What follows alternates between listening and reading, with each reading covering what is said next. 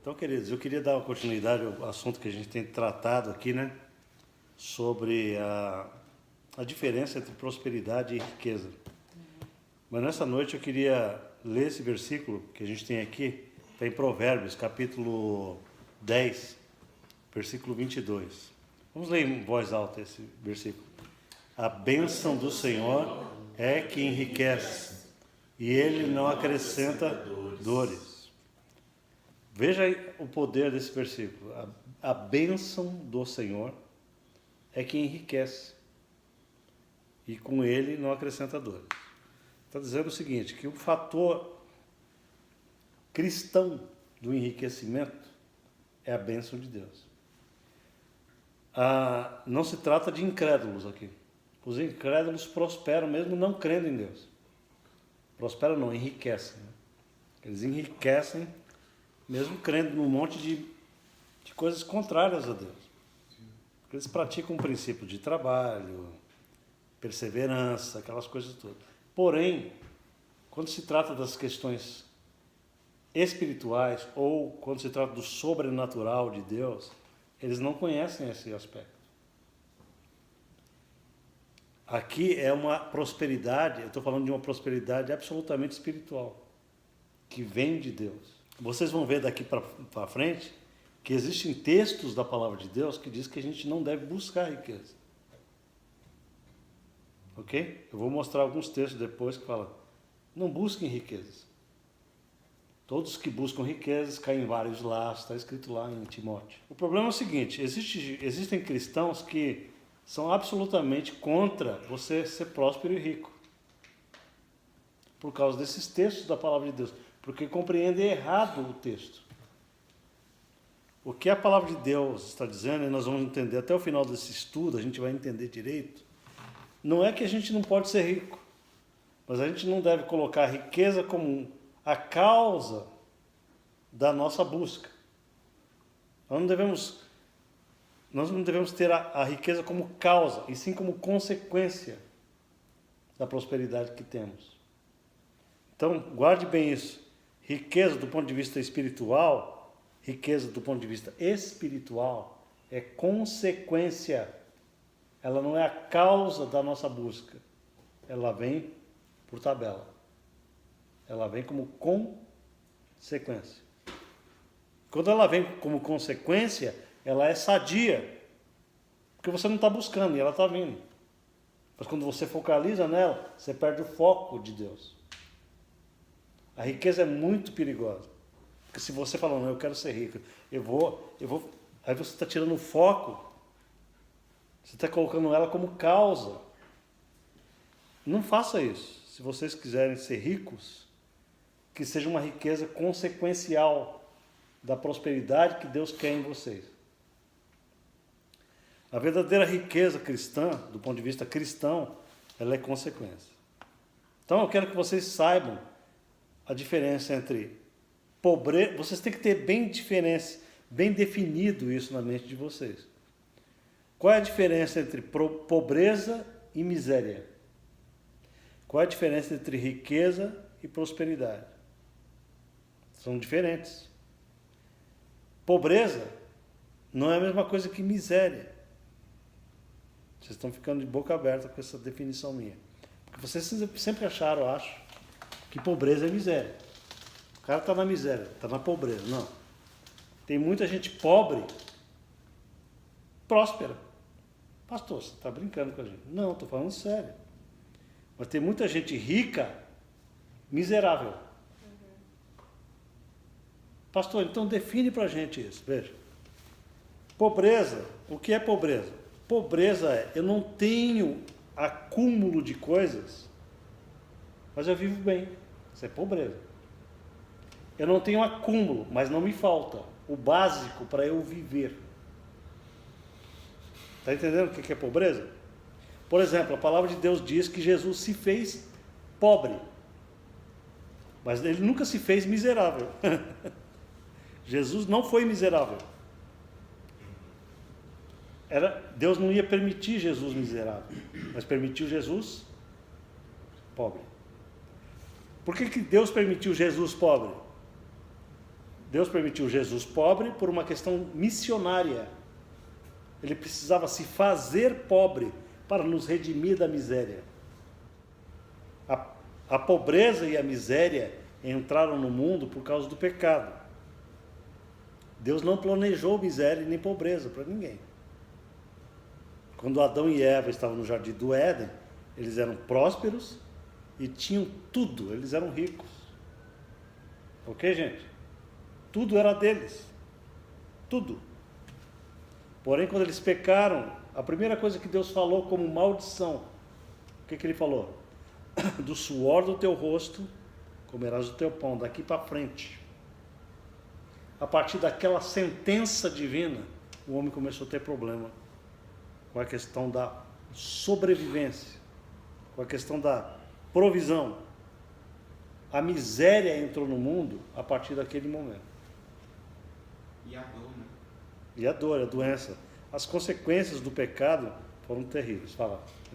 Eu não estou entendendo muito bem a diferença de pobreza e miséria. Eu vou definir. Ok. Porque é o seguinte, veja.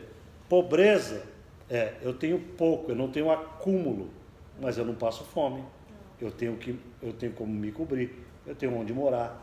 Tipo você, cara. Entendeu? Miséria é o seguinte, além de eu não ter acúmulo, miséria é o seguinte, além de eu não ter acúmulo, eu não tenho como dar nada para ninguém, certo? Aí me falta comida, eu não consigo pagar nada, eu tenho um monte de dívida, a minha vida também começa a gerar em mim, por consequência desse aperto, começa a gerar em mim ansiedade, angústia, começa a afetar todo o meu emocional, eu começo a ficar desequilibrado, eu fico com doenças emocionais por causa desse aperto horroroso chamado miséria. Mas o cara pode ser pobre e ter saúde e não ter nenhum tipo de ansiedade, nenhum tipo de angústia, porque não está faltando nada para ele. Ele apenas não tem sobrando, mas ele tem o suficiente. Ele é pobre, mas não é miserável. A miséria inclui fatores emocionais, inclui fatores sociais, briga em casa por conta de falta de coisa. Mas o casal pode ser pobre e viver super bem. O marido ama a esposa ama o marido, mesmo na pobreza, tranquilo. Agora, existe uma diferença entre riqueza e prosperidade que eu já defini antes para vocês. Quem lembra? Ok? A prosperidade, ela é um estado de alma primeiro. Mas a riqueza é quando eu sei utilizar essa prosperidade que eu sempre tenho e começo a trabalhar na terra de maneira que eu posso ter para mim, para os outros, e uma parte de acúmulo que vai sobrando. Isso já é riqueza. Eu começo a ter mais do que necessito. Além de eu ajudar pessoas, além de eu ter para mim, eu agora começo a ter uma gordura. Gordura num bom sentido, né? Eu começo a ter uma poupança. E com essa poupança eu começo a investir. E com esse investimento eu gero mais dinheiro, que eu ajudo mais pessoas, e que tem mais para mim e tal. Aí começa a riqueza. Mas antes de tudo isso, o ser cristão, o ser espiritual, precisa ser próspero. Lembra do versículo de João que eu trouxe aqui para vocês, 3 João 1, que ele diz assim: faço votos pela tua prosperidade e saúde, assim como é próspera a tua alma. Prosperidade bíblica inclui físico, espiritual e financeiro. Se você não entender isso, você não entendeu prosperidade bíblica. Porque veja só, queridos, concordem comigo ou não? Não adianta você ser próspero financeiramente e ser falido emocionalmente. Tá cheio de gente assim, né? Tem gente que é rica e o filho está dando um tiro na cabeça. Isso não é prosperidade. Prosperidade espiritual, ela é globalizada. Você tem que ter saúde para o seu corpo. Porque o que adianta você ter grana e estar entubado no hospital? Né? Ah, não precisava de ter nada, né? O que que adianta você ter dinheiro pra caramba e a sua vida conjugal ser um inferno? Você não tem paz com os filhos.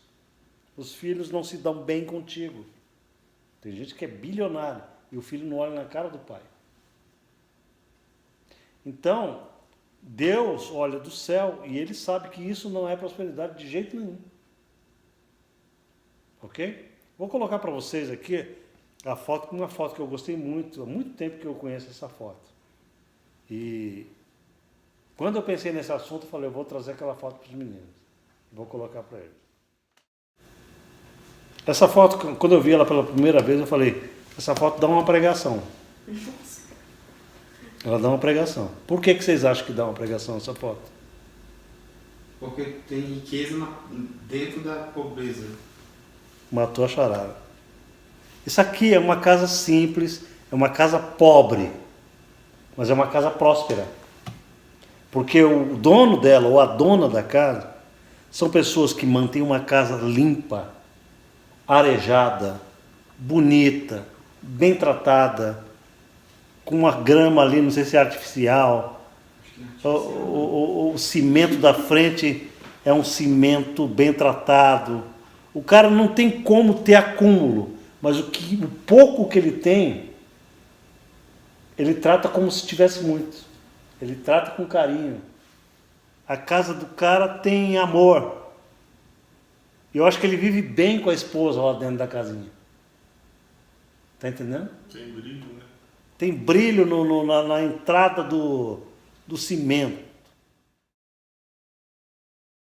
Olha uma vassourinha já ali pronta para ser usada, caso caia algum cisco no chão. Interessante que não tem janela, né? Só tem outra. Entendeu? Tem janela, mas Olha lá a panelinha da mulher bem areada e colocada para tomar sol, para ficar brilhante. Matar as bactérias. Então aí eu falo para você o seguinte, eu conheço muita gente que é pobre, mas não é miserável. Essa pessoa dessa casa não é miserável.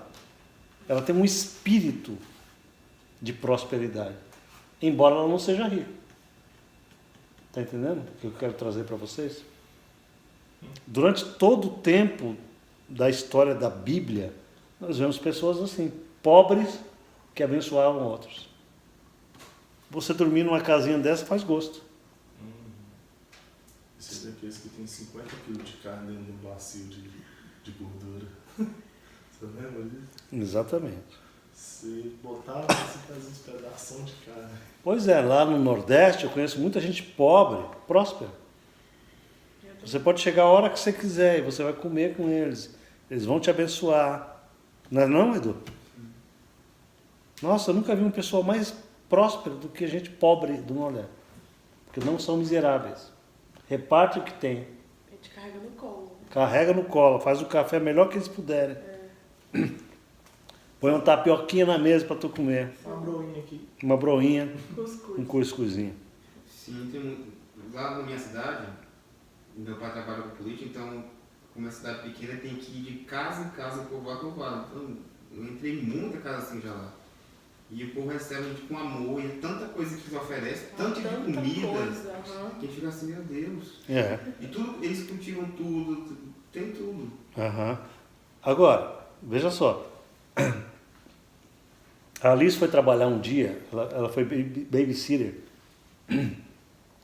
da filha de um dos caras mais ricos de Las Vegas. Nossa, aí é... Próximo. Oh, isso. Mas a mulher, a filha dele é bilionária. E essa mulher é miserável na casa dela. Ela abre a geladeira, tem uma fatia de presunto, uma de queijo, uma garrafa d'água e uma maçã. Só. Você não vê mais nada ali. Entendeu? É por isso que eu falo o seguinte. São pessoas ricas, mas miseráveis de alma. Não tem generosidade alguma. Não tem expansão de alma. Não tem compaixão, compassividade. Esse povo não conhece isso. Então, vocês que estão trabalhando aí dia e noite para que não sejam apenas prósperos, mas para que tenha algo mais com que dividir e para vocês mesmos, pense uma coisa. Desde agora, sejam grandes na maneira de vocês verem as coisas. Sejam grandes no sentido de grandeza de ser humano, de alma, de bondade. Quando você vê alguém nu, cobre ele. Quando você vê alguém em necessidade, pensa na necessidade e fala, vou te ajudar. Porque é isso que Deus gosta. Se você pegar a Bíblia do Antigo Testamento ao Novo, Deus sempre fala nisso. O critério final de juízo que Jesus usará, ele fala. Qual é o critério final de juízo que Jesus usará no final? Ele fala. Ele diz assim, eu tive fome e me deste de comer. Eu tive sede e me deste de beber. E aí perguntarão, quando foi que te vimos nu?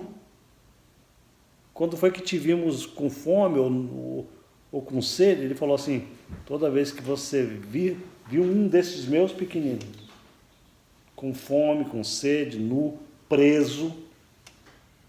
Ele fala isso. Fui preso e fostes visitar-me. Cada vez que vocês fizeram isso, vocês estão fazendo para mim. Vocês acreditam nisso? É importantíssimo o que eu estou falando aqui. Por isso que a prosperidade, ela inclui isso.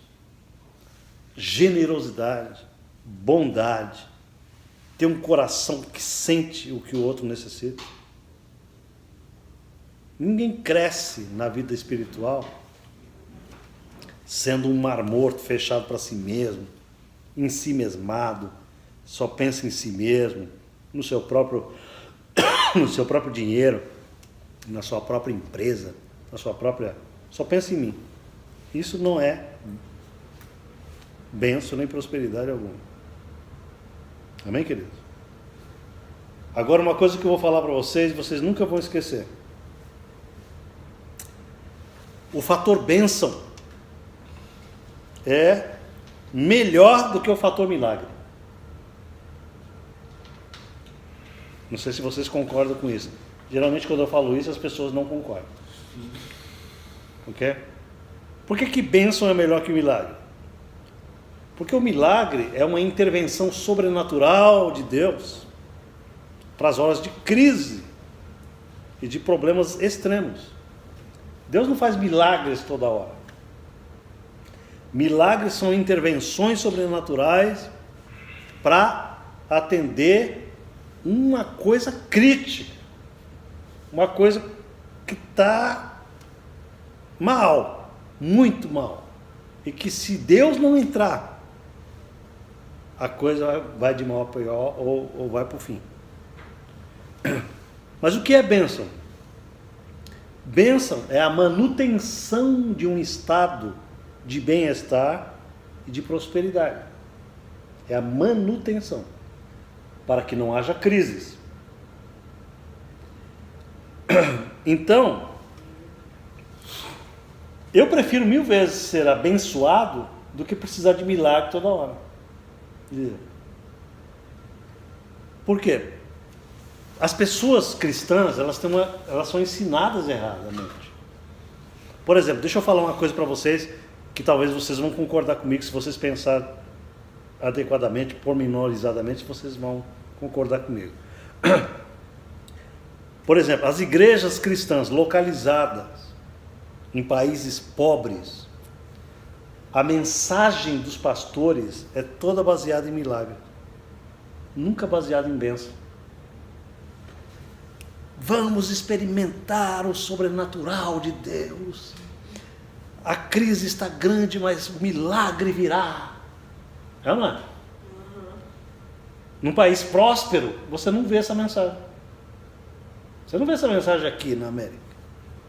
Você vê? Não. Dificilmente vê.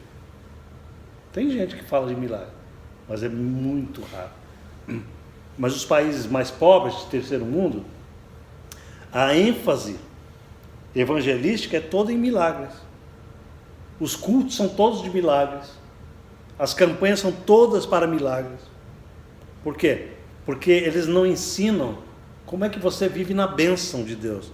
Você tem que ficar de milagre em milagre. E para você viver de milagre em milagre, você também tem que viver de crise em crise. Amém? O que é que você gostaria? Pense comigo o seguinte: o que é melhor? Eu depender de um milagre para Deus me dar um carro novo, 0 quilômetro, ou eu ter condições financeiras, eu sou tão abençoado que eu simplesmente vou no banco, faço um cheque, entro na melhor dealer e falo, isso é meu, em nome de Jesus Cristo. O que é melhor? No entanto, as pessoas são ensinadas o seguinte: quando você experimenta o milagre, você está experimentando a mão divina e você vai ter certeza que o Senhor está contigo. Não, o Senhor está comigo na bênção, na manutenção. Aliás, esse é o melhor método que Deus propôs para você e para mim. Pode procurar na Bíblia e você vai ver que o melhor de Deus é a bênção e não o milagre. Deus não está a fim de manifestar o poder sobrenatural nas suas crises, para te manter. Ele manifesta por misericórdia, para te tirar do buraco. Mas depois que ele tira, você precisa aprender princípios para colocar a sua vida num processo de bênção, em que você não vai precisar toda hora de uma intervenção sobrenatural de Deus, sim ou não? Mas vocês concordam comigo ou não? Talvez eles não, porque eles são cristãos mais novos. Mas esse aqui que já passou em várias igrejas, especialmente no Brasil. Você concorda comigo que a ênfase das igrejas é ensinar você a viver de milagre em milagre? Só isso. Pois bem. É só sobrenatural, milagre Exatamente. Agora veja só. A palavra bênção em hebraico é barak, baruch ou barak. O significado hebraico da palavra bênção é autorização para prosperar. Cara, isso é muito poderoso que eu estou falando. A palavra bênção, barak, significa autorização para prosperar. Quando Deus abençoa, você tem uma autorização divina na terra para ser próspero. Agora, vocês que já estão entendendo o assunto da prosperidade versus riqueza, vocês vão entender agora o seguinte: quando você tem essa autorização do Senhor para prosperar, isso não significa que você enriquece automaticamente. Por isso que tem gente que se engana na Bíblia. Fala assim, como que eu posso ser próspero se eu não tenho dinheiro? Você não entendeu a Bíblia. Jesus, eu repito, ele era próspero, mas não era rico. A casinha. Jesus, nunca faltou nada para Jesus. E ele operava o milagre quando? Quando não tinha condição nenhuma de resolver a situação, é ou não? Jesus, por exemplo, para ele, Jesus não vivia andando em cima do mar toda hora. Ele andou uma vez em cima do mar. Ele não fala assim, gente, vamos lá para o outro lado, em cima do mar. Ele não fazia isso. Jesus multiplicou pães algumas vezes, mas ele não falava assim, pô, cara, eu estou com fome, pega uma pedra aí, vamos transformar isso em pão para nós comer. Ele fazia isso? Você nunca pensou nisso? Não. Mas pense agora, por que Jesus não usava o poder sobrenatural dele toda hora? Porque ele iria contra um princípio divino. A vontade de Deus não é fazer milagres toda hora para resolver as situações humanas. Deus estabelece princípios e mecanismos nos quais os homens precisam se integrar para que hajam para eles resultados divinos. E quando a gente não faz a nossa parte e vive esperando que Deus faça a dele, a gente está em pecado contra Deus. Foi meio pesada essa, né? A gente vai contra os princípios. Por exemplo, quando o Satanás falou assim para Jesus: se tu és o filho de Deus, salta daqui do pináculo do templo, porque está escrito: aos seus anjos darás ordens a teu respeito, para que não tropeces em pedra, ou para que não... Né?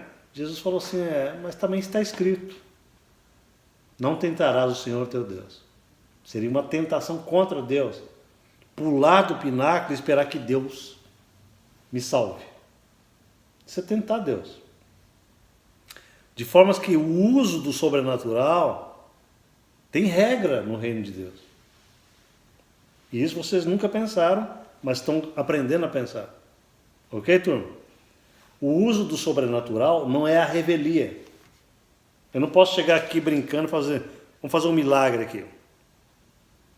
Vamos multiplicar o pão aqui. Não, era para situações críticas e de necessidade humana, nas quais Deus queria manifestar a glória dele através de uma intervenção temporária, instantânea, chamada milagre. Fala. Você tocou nesse assunto, só uma dúvida que eu tenho.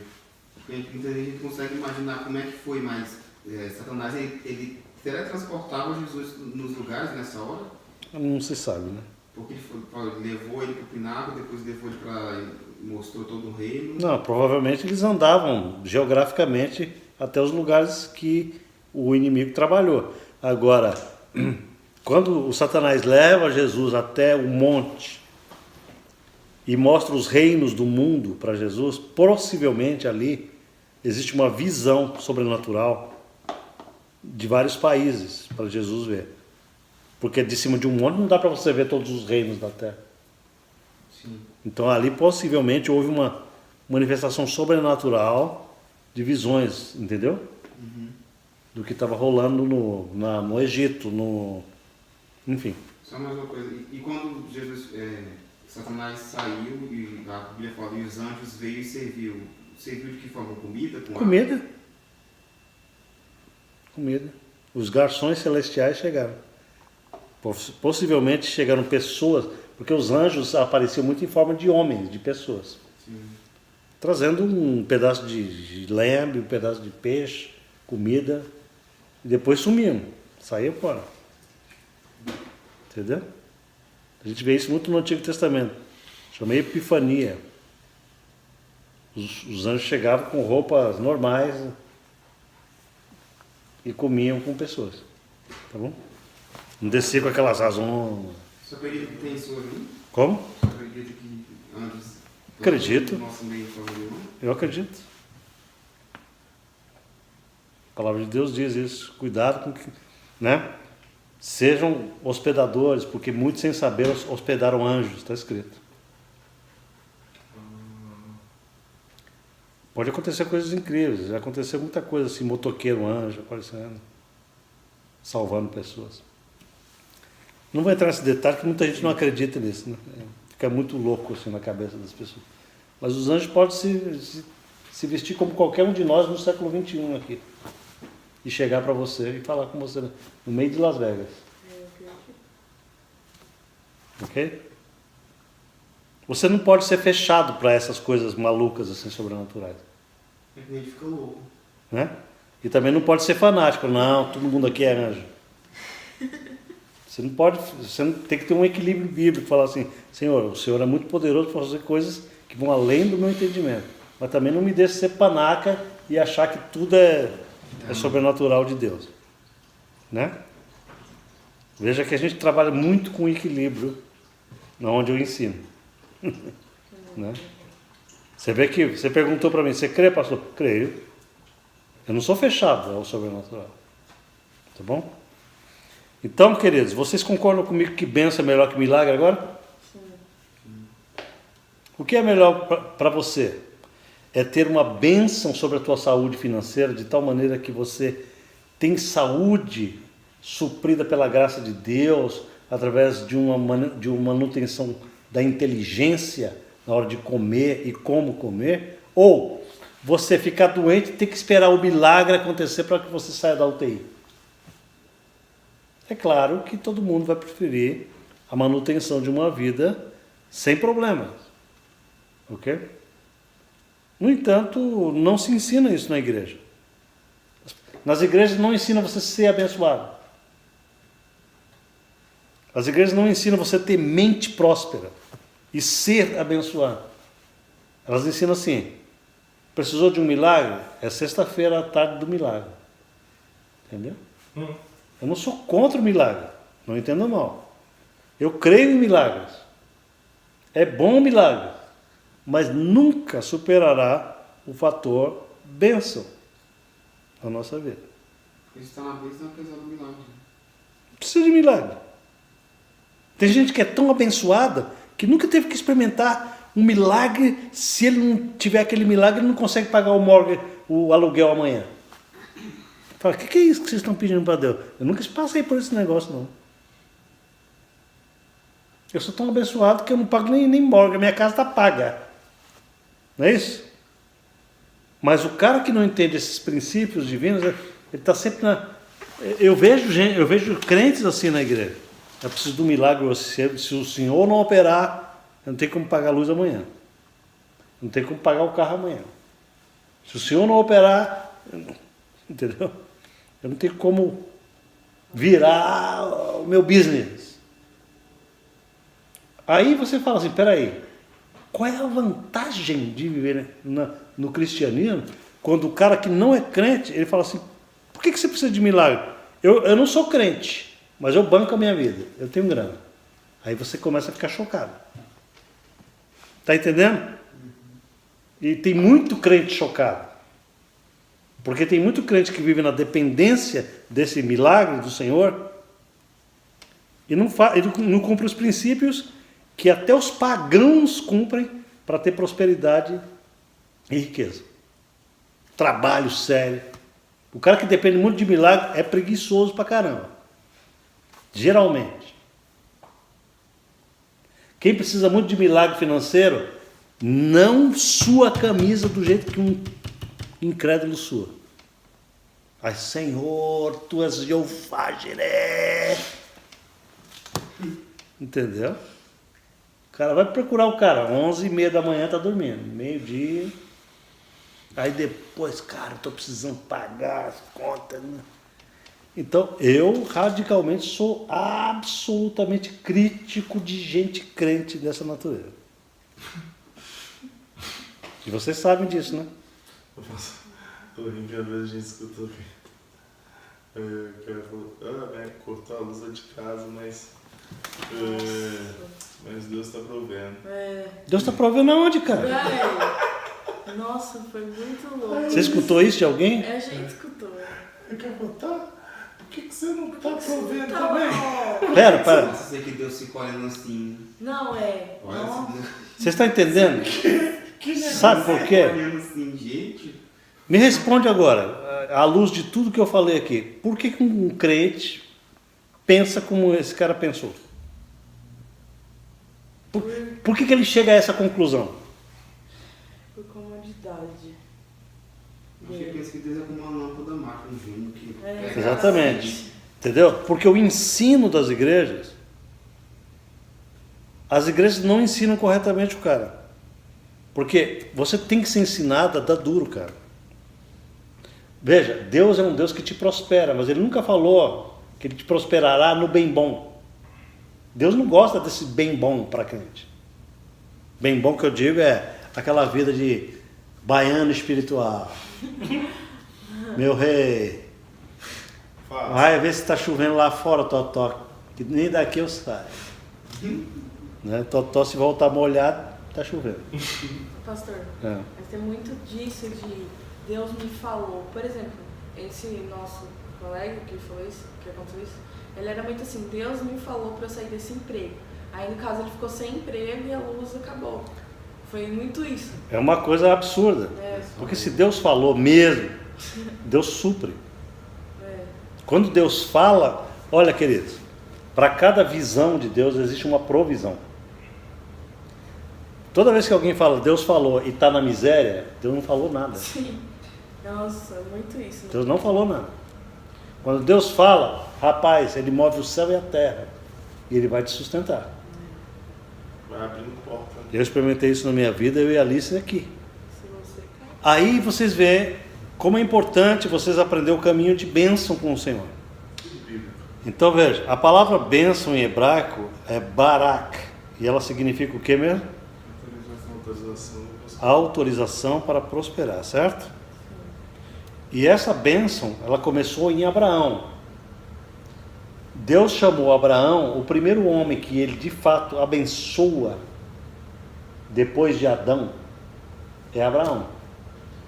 Tudo bem? Por que ele fez isso? Eu não vou ter tempo para entrar em detalhes, eu já falei para vocês. Lá no Éden, o Adão caiu em pecado com Eva e ali começou o problema da pobreza e da miséria. Certo? Anos se passaram, milênios se passaram até que Deus chamou um homem, chamado Abraão. Isso que eu ia perguntar, na distância de tempo. Ok? Nessa distância de tempo, o plano de Deus era o seguinte: eu preciso restaurar a bênção sobre a humanidade, a bênção perdida. Veja o seguinte, queridos, como é importante o que eu estou falando. Deus nunca trabalha sem bênção. Para Ele restaurar a bênção que foi perdida em Adão, Ele teve que chamar um homem, começar a abençoar um homem, para que da semente deste homem, toda a descendência deste homem, começasse a praticar os princípios da bênção que Ele queria restaurar, como antigamente. Está entendendo isso? E ele começa, Abraão, depois Isaac, depois Jacó, depois as 12 tribos, e vai indo, e vai indo, e cada 12 tribos daquela era ensinada pela Torá, pela Bíblia, como eram os caminhos da prosperidade, como eram os caminhos da bênção. Se obedeceres à voz do Senhor teu Deus, se você não seguires a outros deuses, se você for fiel a mim, se você andar segundo os meus estatutos, eu, o Senhor, te abençoarei. Você não será cauda, você será cabeça. Eu te multiplicarei, eu te abençoarei. Eram princípios que os israelitas conheciam. Esse era o caminho da bênção. Ok? Porém, a finalidade dessa bênção era chegar até Jesus. A finalidade de Deus ter abençoado Abraão foi para que, através da descendência dele, nascesse um chamado Jesus, que seria o promotor da bênção, não mais para Israel somente, mas para todas as nações da terra. Está entendendo agora a linha de tempo? Adão perdeu a bênção, Abraão reconquista a bênção, a prosperidade chega até Jesus, Jesus espalha a bênção espiritualmente a todos os que creem em todas as nações, não mais somente Israel. Deu para entender? De tal maneira que se você não entender que você é abençoado, você não entendeu a Bíblia. Vamos abrir em Gálatas. Deixa eu ver se eu tenho aqui. A palavra de Deus diz em Gálatas 3, versículo 7: sabei, pois, que os da fé é que são filhos de Abraão. Fé em quem? Cristo. Em Cristo. Por que é que você não leu o contexto todo aqui de Gálatas? O apóstolo Paulo está falando que a descendência de Abraão é Cristo. E que através de Cristo, todas as nações da terra seriam abençoadas. Foi o que Deus falou para Abraão. Em ti serão benditas todas as famílias da terra. Em ti, Abraão, ou na tua descendência, chamada Jesus. Qual é a resposta? As duas coisas. Porque Jesus é descendência direta de Abraão. Tudo bem, turma?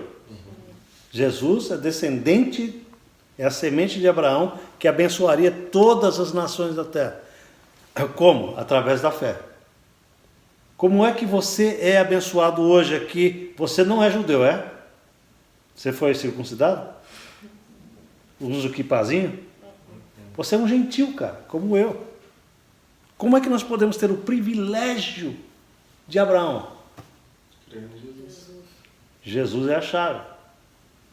Você é tão abençoado quanto o melhor israelita. Não por causa de você, por causa de Jesus. Por quê? Porque os da fé são filhos espirituais, não físicos, mas são filhos espirituais de Abraão. Quantos acreditam nisso? Amém. Você é um filho de Abraão em Jesus Cristo. E lá no versículo 9, 2 versículos adiante, ele diz assim, de modo que os da fé são abençoados com o crente Abraão. Olha que coisa poderosa isso. Sim. Veja, aonde Abraão chegava, ele prosperava. E você é abençoado com a mesma bênção dele. Como? Através da fé. Veja, fé é algo absolutamente importante para o crente. Foi o que ela leu aqui no início. Amém. A fé é o que te liga à fé de Abraão. Agora, preste atenção numa coisa. Fé não é uma coisa abstrata, mística. Fé é um entendimento. A fé opera pelo conhecimento. Está entendendo o que eu estou falando? Fé sempre trabalha com o entendimento, com o conhecimento. Se você conhece, você tem fé. Se você não conhece, você não tem fé. Se você não conhecer que você está em íntima ligação com Abraão por causa de Jesus, se você não entender isso, o diabo te deixa na miséria. Porque embora você tenha o direito de Abraão, você não conheceu o direito. Você não tem o entendimento do direito. Então, peraí, só para completar a frase. Para você ter a prosperidade de Abraão, em primeiro lugar, o que você precisa ter? Fé. Em segundo lugar, Entendimento. porque se você diz que tem fé, essa fé tem que ter entendimento. Sem entendimento, você não tem fé. Mas se você tem fé, é porque você tem entendimento. O diabo nunca vai poder dizer assim, você não é próspero. Você fala, como eu não sou próspero? Eu estou unido a Abraão. Acabou. Acabou. Eu estou em Cristo.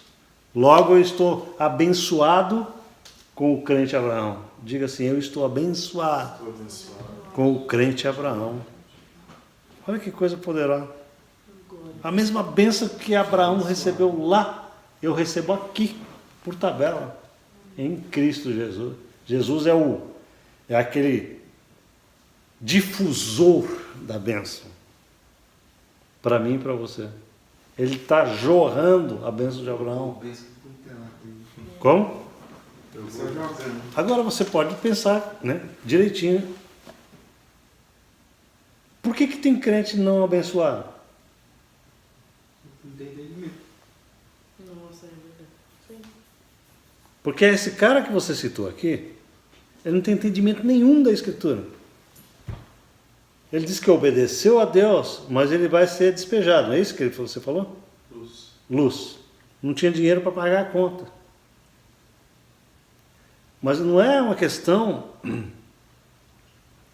de que ele não é abençoado com o crente Abraão, é que ele não tem o entendimento de que ele é. Ele começa a fazer um monte de coisas contrárias ao que a palavra de Deus ordena.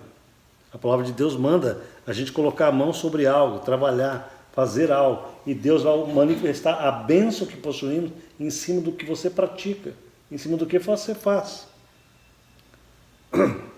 Outro fator da bênção. A bênção sempre diz assim, o Senhor abençoará toda a obra das tuas mãos. Se as minhas mãos não praticam obra alguma, Deus fica inabilitado a abençoar. Tem crente que pensa assim, o Senhor me abençoará. Abençoará onde você puser seu pé, onde você puser sua mão, o que você planejará. O Senhor abençoará os teus planos. Sinal que você precisa planejar. Não é isso? Que Jesus espera de nós uma intimidade com o sobrenatural tão grande que a gente não se espante com o sobrenatural. Que a gente não fica, Né? Só assim, eu já sabia. É tipo assim, eu sabia que ia Eu acontecer, sabia que porque eu creio nisso. Sim. Você vê Jesus repreendendo os discípulos. Pelo entendeu? Eu não vou ter tempo agora, mas me lembra depois. Jesus tinha multiplicado pães e feito muitos milagres. E depois os caras olharam o milagre de Jesus e ficaram... E Jesus falou, por que vocês estão desse jeito? Por que vocês estão com esse coração duro? Jesus repreendeu. Diz que era dureza de coração esse Não que a gente não deva glorificar Deus e ficar maravilhado com as coisas de Deus, mas não deve ter essa incredulidade. A incredulidade, exatamente, não deve existir a ponto de falar, pô, esse negócio aconteceu, cara, é incrível. Isso é errado. Porque você tem que esperar, você tem que saber que vai acontecer. Você tem que conhecer Deus a níveis maiores, a ponto de falar assim, a minha intimidade com Deus vai trazer mais e mais manifestações. Mais e mais. Entendeu? Porque à medida que você trabalha isso, cresce. Tudo que você trabalha com o Espírito de Deus, cresce em você. E a gente só consegue isso com o entendimento. O entendimento. Tá bom?